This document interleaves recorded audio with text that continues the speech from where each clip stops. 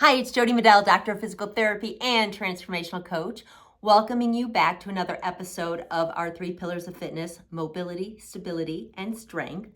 And today I want to focus on a very important functional test that you can do for yourself to ensure that the stabilizers of your pelvis, hip, knee, and ankle are working correctly to give you the ultimate single leg stance stability. And we use single leg stance every time we walk. So every time we're taking a step, there's always a moment in time when we have one foot on the ground and we need to have stability at our pelvis, our hips, our knees, and our ankles in order to keep that forward trajectory going and to be efficient. So I'm going to kind of do things a little bit backwards. I'm going to show you the test, and then I'm going to break it down into how you can stabilize each piece that might be falling apart during the test for you at the pelvis, the hip, the knee, and the ankle. Okay, here we go. I'm going to step back and get myself on a step and show you what the test is. All right, this is called the single leg dip drive. What it is a test where you make sure that you can do a little dip drive, meaning a tiny motion, hip, knee, ankle flexion. So the tiny motion, hip, knee, ankle flexion, very small, come back up. The key to this is that your pelvis stays even, your knee stays moving forward, and your foot doesn't collapse down. So I'll show you what I mean in terms of dysfunction. Actually, let me go through and show you what it looks like if you can do it correctly. So your hips, your pelvis is even, you're not dropping down or leaning out, and your knees are staying, your knees are staying facing forward. So I'm going to show you a good test. I should be able to go down and up 1, 2, 3, 4, 5, 6, 7, 8, 9, 10, at least 30 times without my body giving way. In other words, without my pelvis dropping down or lifting, without my knee circling in or circling out, and without my foot collapsing, creating my ankle diving down or weight bearing too much on the outside. Typically we dive in. Typically we go into internal rotation or pronation, or the knee goes and does a circle in, okay? So now I'm gonna break it down and show you what it looks like if any of these pieces are not holding together for you. All right, so if you're on here and you're feeling the need to shift your body weight over so that the gravitational line is going through the hip joint, that means your gluteus medius muscles aren't strong enough to keep you stable. Or you might find that you jut your hip out, again leading to an uneven pelvis. This again is due to a gluteus medius weakness. You can also find that as you drop down, your knee is circling in. You're not able to keep your knee going directly, making a line directly between your second and third digits of your foot. And you also might find that your arch just dropping down. You're not unable to tear that paper and weight bear on the outside of your foot, maintaining that foot stability, okay? So again, this is called the single leg dip drive. It's a dip drive, meaning just tiny movements of hip flexion, knee flexion, ankle dorsiflexion, all happening at the same time, but making sure that you can maintain stability in that sagittal plane so that your pelvis stays even, it's not dropping down, or you're not weight bearing over the hip joint, making sure the knee isn't making the circle in, and making sure that your ankle isn't pronating and you're not maintaining that. We talked about this in the last video, that tearing of the paper, that ability to weight bear on the outside of your foot and your heel, okay? So if you can't do 30 of these in a row, there's a weakness, an inherent weakness, either at the gluteus medius, the knee stabilizer, the VMO, or at your ankle joint. I'm gonna dive into 2 exercises that I think are very key in helping with 1, gluteus medius, and 2, the VMO, the knee stabilizer. So I'm going to get on the floor and show you what these exercises are.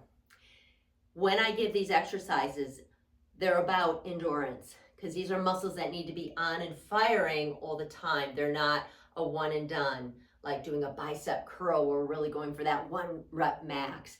These are muscles that need to be engaged and moving and working, not moving necessarily, working for the duration. So the requirement is that you're able to complete each of these exercises for 30 in a row without stopping, without failing, without quivering, all of that they're honest 30 reps done relatively easily. That's a functional number for us for being able to successfully do the single leg dip drive.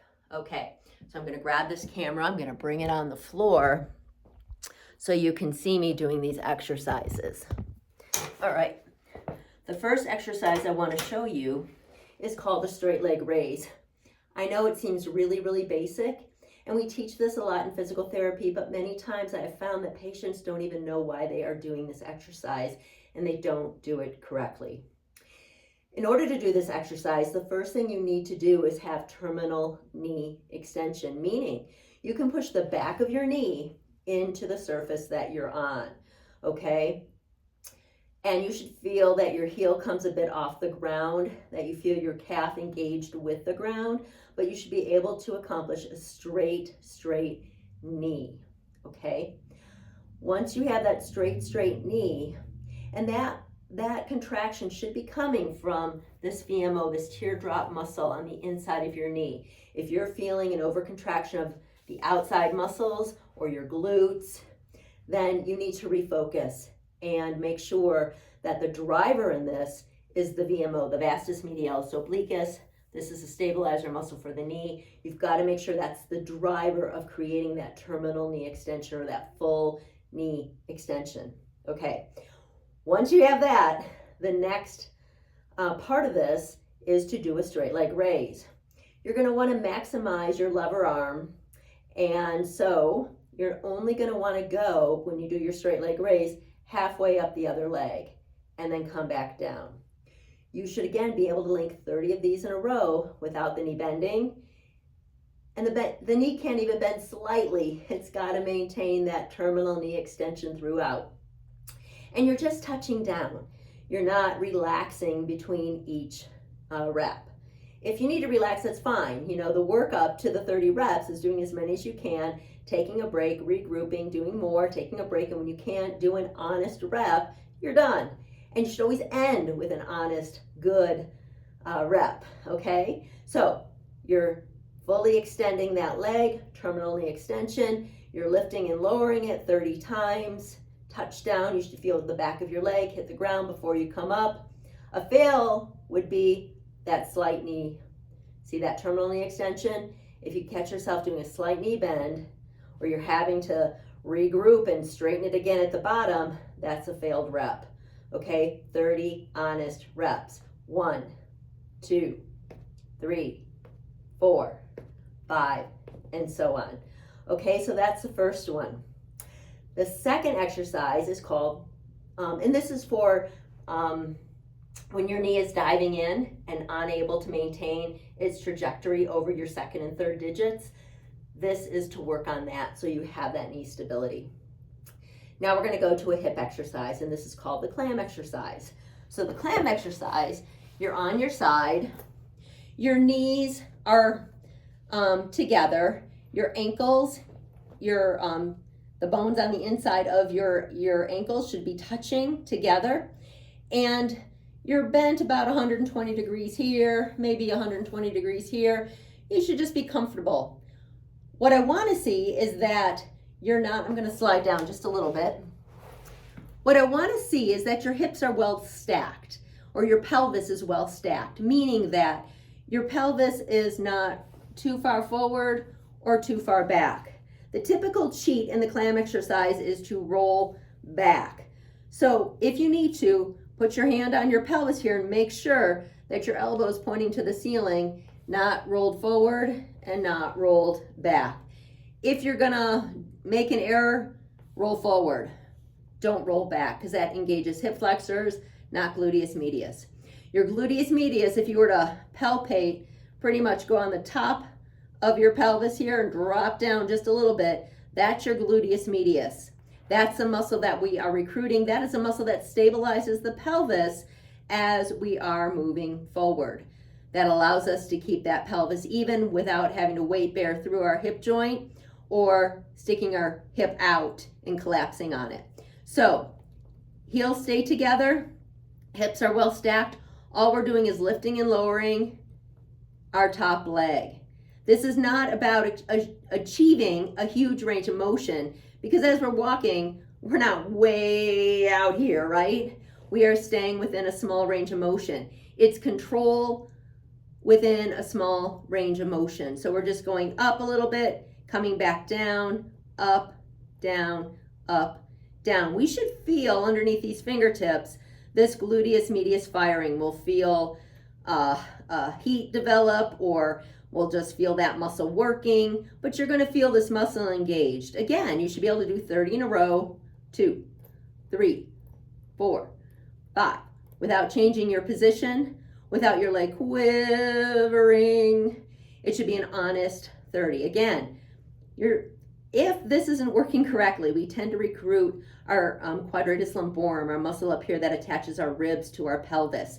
We don't want this active at all, okay? This is a compensation. So if you feel like you might be pulling up from here, then you might want to put your hand on here and let these muscles know they are not to be working.